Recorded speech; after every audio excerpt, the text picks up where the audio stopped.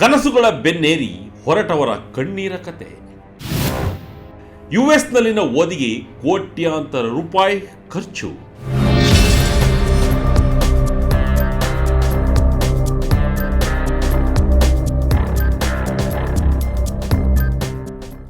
ಭಾರತದ ಮಧ್ಯಮ ವರ್ಗದ ಬಹುತೇಕ ಕುಟುಂಬದ ಕನಸು ಏನು ಗೊತ್ತಾ? ನನ್ನ ಮಗ ಅಥವಾ ಮಗಳು ಅಮೆರಿಕಕ್ಕೆ ಹೋಗಿ ಓದಿ ಅಲ್ಲಿ ಡಾಲರ್ಗಳಲ್ಲಿ ಸಂಪಾದನೆ ಮಾಡಿ ಜೀವನದಲ್ಲಿ ಸೆಟಲ್ ಆಗಬೇಕು ಅನ್ನೋದು. ಅದಕ್ಕಾಗಿ ತಂದೆ ತಾಯಿ ತಮ್ಮ ಇಡೀ ಜೀವನದ ಉಳಿತಾಯವನ್ನು ಮಕ್ಕಳ ಓದು ಪ್ರಯಾಣಕ್ಕಾಗಿ ಸುರಿತಾರೆ. ಆಸ್ತಿ ಮಾರ್ತಾರೆ, ಕೋಟ್ಯಾಂತರ ರೂಪಾಯಿ ಸಾಲ ಮಾಡ್ತಾರೆ. ಇವತ್ತಲ್ಲ ನಾಳೆ ಓದು ಮತ್ತು ಖರ್ಚಿಗೆ ತಕ್ಕಂತೆ ಕೋಟ್ಯಾಂತರ ರೂಪಾಯಿ ಸಂಬಳ ಕೊಡುವ ಕೆಲಸ ಸಿಕ್ಕೇ ಸಿಗುತ್ತೆ ಅನ್ನೋ ಭರವಸೆಯಲ್ಲಿ ಕಾಯ್ತಿರ್ತಾರೆ. ಆದರೆ ಈಗ ಪರಿಸ್ಥಿತಿ ಬದಲಾಗಿದೆ. ಅಮೆರಿಕದ ಅಧ್ಯಕ್ಷ ಡೊನಾಲ್ಡ್ ಟ್ರಂಪ್ ರವರ ಕಟ್ಟುನಿಟ್ಟಿನ ವಲಸೆ ನೀತಿಗಳು ಮತ್ತು ಬದಲಾಗುತ್ತಿರುವ ಉದ್ಯೋಗ ಮಾರುಕಟ್ಟೆ ಸಾವಿರಾರು ಭಾರತೀಯ ವಿದ್ಯಾರ್ಥಿಗಳ ಬದುಕನ್ನು ಬೀದಿಗೆ ತಂದಿದೆ. ಕೋಟಿ ಕೋಟಿ ಖರ್ಚು ಮಾಡಿ ಪದವಿ ಪಡೆದರೂ ಕೆಲಸ ಸಿಗದೆ ತತ್ತರಿಸುತ್ತಿರುವ ಯುವಜನರ ಕತೆ ಇದು. ಇತ್ತೀಚೆಗೆ ಸೋಷಿಯಲ್ ಮೀಡಿಯಾದಲ್ಲಿ ಒಬ್ಬರು ಹಂಚಿಕೊಂಡಿರುವ ಒಂದು ಕುಟುಂಬದ ಕರುಣಾಜನಕ ಕತೆ ಈಗ ಇಡೀ ದೇಶದ ಗಮನ ಸೆಳೆದಿದೆ. ಆ ಕತೆ ಏನು? ಅಮೆರಿಕಕ್ಕೆ ಹೋಗುವ ಮುನ್ನ ಗೊತ್ತಿರಲೇಬೇಕಾದ ಸತ್ಯಗಳೇನು? ಈ ಎಲ್ಲದರ ಬಗ್ಗೆ ವಿವರ ಈ ವಿಡಿಯೋದಲ್ಲಿದೆ. ನೀವು ನೋಡ್ತಿದ್ದೀರಾ ವಿಜಯ ಕರ್ನಾಟಕ ಇಂಟರ್ನ್ಯಾಷನಲ್ ಯೂಟ್ಯೂಬ್ ಚಾನಲ್. ನಾನು ಶಂಕರ್ ಹೆತ್ತು. ಮಕ್ಕಳಿಗಾಗಿ 2 ಕೋಟಿ ರೂಪಾಯಿ ಸಾಲ. ಯುಎಸ್ನಲ್ಲಿರೋ ಮಕ್ಕಳಿಗಾಗಿ ತಿಂಗಳಿಗೆ 2 ಲಕ್ಷ ರೂಪಾಯಿ. ವಿಶಾಖಪಟ್ಟಣಂ ಮೂಲದ ಉದ್ಯಮಿ ಆದಿತ್ಯ ತಮ್ಮ ಆಪ್ತ ಸ್ನೇಹಿತನ ಕುಟುಂಬ ಅನುಭವಿಸುತ್ತಿರುವ ನರಕ ಯಾತನೆಯನ್ನ ವಿವರಿಸಿದ್ದಾರೆ. ಆದಿತ್ಯರವರ ಸ್ನೇಹಿತನಿಗೆ 2 ಗಂಡು ಮಕ್ಕಳು. ಆರ್ಥಿಕವಾಗಿ ಅಷ್ಟೊಂದು ವೆಲ್ ಸೆಟಲ್ಡ್ ಅಲ್ಲದಿದ್ದರೂ ಮಕ್ಕಳಿಬ್ಬರನ್ನ ಅಮೆರಿಕಕ್ಕೆ ಕಳುಹಿಸಬೇಕು ಅನ್ನೋ ಹಂಬಲದಿಂದ ಆ ತಂದೆ ದೊಡ್ಡ ಮೊತ್ತದ ಸಾಲ ಮಾಡಿದರು. ಅವರ ಕನಸಿನಂತೆ ಮಕ್ಕಳಿಬ್ಬರು ಅಮೆರಿಕದಲ್ಲಿ MS ಪದವಿ ಮುಗಿಸುವಷ್ಟರಲ್ಲಿ ಆ ತಂದೆಯ ತಲೆ ಮೇಲೆ ಇದ್ದ ಸಾಲ ಬರೋಬ್ಬರಿ 1.5 ಕೋಟಿ ರೂಪಾಯಿ ಏರಿ ಹೋಯಿತು. ಹೌದು, 1.5 ಕೋಟಿ ರೂಪಾಯಿ. ಸಾಮಾನ್ಯವಾಗಿ ಮಾಸ್ಟರ್ಸ್ ಮುಗಿದ ಮೇಲೆ ಅಮೆರಿಕದಲ್ಲಿ ಕೆಲಸ ಸಿಗುತ್ತದೆ ಅನ್ನೋದು ಎಲ್ಲರ ನಂಬಿಕೆ. OPT ಅಡಿಯಲ್ಲಿ 2 ರಿಂದ 3 ವರ್ಷ ಕೆಲಸ ಮಾಡಿಕೊಂಡು ಅಷ್ಟರೊಳಗೆ H1B ವೀಸಾ ಸಿಗುತ್ತದೆ ಎಂಬ ಭರವಸೆಯೂ ಇರುತ್ತದೆ. ಆದರೆ ಟ್ರಂಪ್ ಅಧ್ಯಕ್ಷರಾದ ನಂತರ H1B ವೀಸಾ ಮತ್ತೆ ವಲಸೆ ನಿಯಮಗಳಲ್ಲಿ ಬಹಳಷ್ಟು ಬದಲಾವಣೆಗಳಾದವು. ಈ ಬದಲಾವಣೆಗಳು ಇನ್ನೂ ಆಗ್ತಾನೇ ಇವೆ.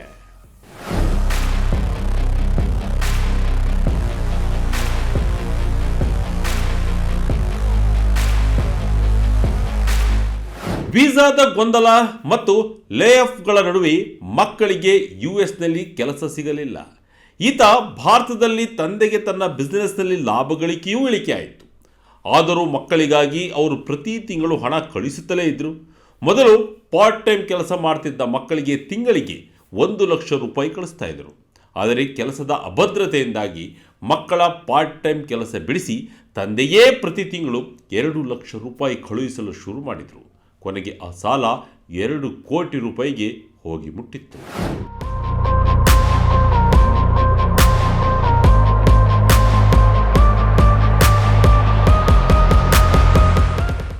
ಪರಿಸ್ಥಿತಿ ಎಷ್ಟು ಗಂಭೀರವಾಯಿತೆಂದರೆ ಸಾಲ ತೀರಿಸಲು ಮತ್ತು ಮಕ್ಕಳಿಗೆ ಹಣ ಕಳುಹಿಸಲು ಆ ತಂದೆ ತಾನು ವಾಸವಿದ್ದ ಫ್ಲಾಟನ್ನೇ ಮಾರಲು ಸಿದ್ಧರಾದರು. ಇದು ಕೇವಲ ಒಬ್ಬ ವ್ಯಕ್ತಿಯ ಕಥೆಯಲ್ಲ. ಇವತ್ತು ಸಾವಿರಾರು ಭಾರತೀಯ ಪೋಷಕರು ಇಂತಹದ್ದೇ ಸುಳಿಯಲ್ಲಿ ಸಿಕ್ಕಿ ಹಾಕಿಕೊಂಡಿದ್ದಾರೆ. ಆದರೆ ಇವರ ಸ್ಟೋರಿಯಲ್ಲಿ ಒಂದು ಸಣ್ಣ ಸಮಾಧಾನದ ಸಂಗತಿ ಇದೆ. ಇತ್ತೀಚೆಗೆ ನಡೆದ H1B ಲಾಟರಿಯಲ್ಲಿ ದೊಡ್ಡ ಮಗನಿಗೆ ಸೆಲೆಕ್ಟ್ ಆಗೋ ಅವಕಾಶ ಸಿಕ್ಕಿದೆ ಮತ್ತು ಒಂದು ಫುಲ್ ಟೈಮ್ ಕೆಲಸ ಸಿಕ್ಕಿದೆ. ಆದರೆ ಸಿಕ್ಕಿರೋ ಕೆಲಸದಲ್ಲಿ ಸಂಬಳ ಅಷ್ಟಕ್ಕಷ್ಟೇ. ಆದರೆ ಅಪ್ಪನ ಹತ್ತಿರ ಹಣ ಕೇಳುವ ಪರಿಸ್ಥಿತಿ ತಪ್ಪಿದೆ. ಆದರೆ 2ನೇ ಮಗನ ಪರಿಸ್ಥಿತಿ ಇನ್ನೂ ಕೂಡ ಅತಂತ್ರವಾಗಿದೆ. ಆದಿತ್ಯರವರು ಹೇಳುವಂತೆ ಇದು ಅತ್ಯಂತ ಭಯಾನಕ ಸ್ಥಿತಿ. ಪ್ರತಿ ವರ್ಷ ಸಾವಿರಾರು ಪೋಷಕರು ತಮ್ಮ ವಿದ್ಯಾರ್ಥಿಗಳು ಇದೇ ಹಡಗಿನಲ್ಲಿ ಪ್ರಯಾಣ ಮಾಡ್ತಾನೇ ಇದ್ದಾರೆ. ಅಮೆರಿಕ ಪ್ರತಿಷ್ಠೆಗೋ ಭವಿಷ್ಯಕ್ಕೂ. ಪಾಲಕರ ಭವಿಷ್ಯದ ದುಡ್ಡು ಸುರಿಯಬೇಡಿ. ಈ ಪೋಸ್ಟ್ ವೈರಲ್ ಆದ ನಂತರ ಜನರು ತಮ್ಮ ಅನುಭವಗಳನ್ನು ಹಂಚಿಕೊಂಡಿದ್ದಾರೆ, ಸಲಹೆಗಳನ್ನು ಕೂಡ ಕೊಟ್ಟಿದ್ದಾರೆ. ಇವುಗಳಲ್ಲಿ ಕೆಲವು ಇಲ್ಲಿವೆ. ಒಬ್ಬರು ಕಮೆಂಟ್ ಮಾಡಿ 20 ವರ್ಷಗಳ ಅನುಭವದ ಮೇಲೆ ಹೇಳುತ್ತಿದ್ದೇನೆ, ನಿಮಗೆ ಅಮೆರಿಕದ ಕಾಲೇಜಿನಲ್ಲಿ ಸ್ಕಾಲರ್ಶಿಪ್ ಅಥವಾ ಫಂಡಿಂಗ್ ಸಿಗದಿದ್ದರೆ ದಯವಿಟ್ಟು ಹೋಗಬೇಡಿ. ಕೋಟಿ ಸಾಲ ಮಾಡಿ ಅಮೆರಿಕಕ್ಕೆ ಹೋಗಿ ಅಲ್ಲಿ ಗ್ಯಾಸ್ ಸ್ಟೇಷನ್ ಅಥವಾ ಹೋಟೆಲ್ಗಳಲ್ಲಿ ಕೆಲಸ ಮಾಡುವುದು ಸರಿಯಲ್ಲ. ಅದರ ಬದಲು ಯುರೋಪ್ ಅಥವಾ ಆಸ್ಟ್ರೇಲಿಯಾದಲ್ಲಿ ಶಿಕ್ಷಣ ಪಡೆಯುವ ಬಗ್ಗೆ ಯೋಚಿಸಿ ಅಂತ ಸಲಹೆ ಮಾಡಿದ್ದಾರೆ. ಇನ್ನೊಬ್ಬರು ಕಮೆಂಟ್ ಮಾಡಿ, ಅನೇಕ ಭಾರತೀಯರು ಅಮೆರಿಕಕ್ಕೆ ಹೋದರೂ ಭಾರತೀಯರ ಜೊತೆಯೇ ಇರ್ತಾರೆ, ಹೊರಗಿನವರ ಜೊತೆ ಬೆರೆಯುವುದಿಲ್ಲ. ಇದರಿಂದ ಅವರಿಗೆ ಕಮ್ಯುನಿಕೇಷನ್ ಸ್ಕಿಲ್ಸ್ ಬೆಳೆಯುವುದಿಲ್ಲ. ಕಂಪನಿಗಳಿಗೆ ಕೇವಲ ಡಿಗ್ರಿ ಸಾಲದು, ಜಾಗತಿಕ ತಂಡದ ಜೊತೆಗೆ ಕೆಲಸ ಮಾಡುವ ಕೌಶಲ ಬೇಕು ಅಂತ ವಾಸ್ತವದ ಬಗ್ಗೆ ತಿಳಿಸಿದ್ದಾರೆ.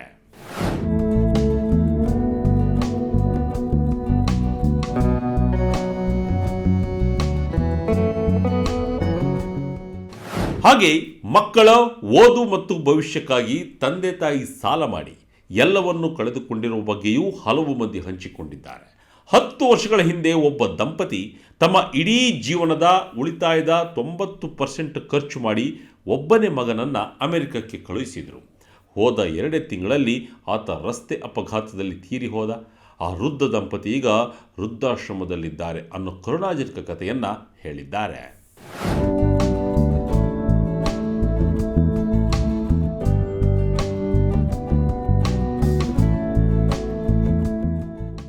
ಯುಎಸ್ಗೆ ಹೋಗುವವರು ಮೊದಲೇ ಎಲ್ಲ ನಿಯಮಗಳು ಹಾಗೆ ಭವಿಷ್ಯದ ಬಗ್ಗೆ ಯೋಚನೆ ಮಾಡಿಕೊಂಡು ಹೋಗಬೇಕು ಅನ್ನೋ ಸಲಹೆ ಕೊಟ್ಟಿದ್ದಾರೆ.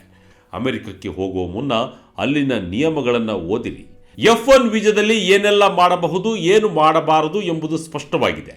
ನಿಯಮಗಳನ್ನು ಉಲ್ಲಂಘಿಸಿ ನಂತರ ಕಣ್ಣೀರು ಹಾಕುವುದು ಸರಿಯಲ್ಲ ಅಂದಿದ್ದಾರೆ. ಹಾಗೆ ವಿಶೇಷವಾಗಿ ತೆಲುಗು ರಾಜ್ಯಗಳಲ್ಲಿ ಮತ್ತು ದಕ್ಷಿಣ ಭಾರತದಲ್ಲಿ ಮಗ ವಿದೇಶದಲ್ಲಿದ್ದಾನೆ ಎಂದು ಸಂಬಂಧಿಕರ ಮುಂದೆ ಹೇಳಿಕೊಳ್ಳುವುದಕ್ಕಾಗಿಯೇ ಸಾಲ ಮಾಡಿ ಕಳುಹಿಸ್ತಾರೆ. ಇದು ಉದ್ಯೋಗಕ್ಕಾಗಿ ಅಲ್ಲ, ಪ್ರತಿಷ್ಠೆಗಾಗಿ ಅಂತ ಹೇಳಿದ್ದಾರೆ.